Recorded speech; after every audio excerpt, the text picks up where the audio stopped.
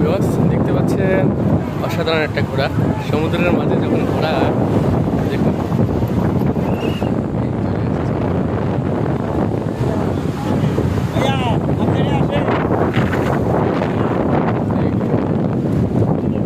কক্সবাজারে আসবেন আর ঘোড়ায় চড়বেন না, তা কি হয়?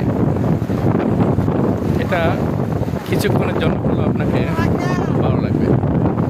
দেখুন, এই যে যার মতো করে আনন্দ করছে, গোসল করছে,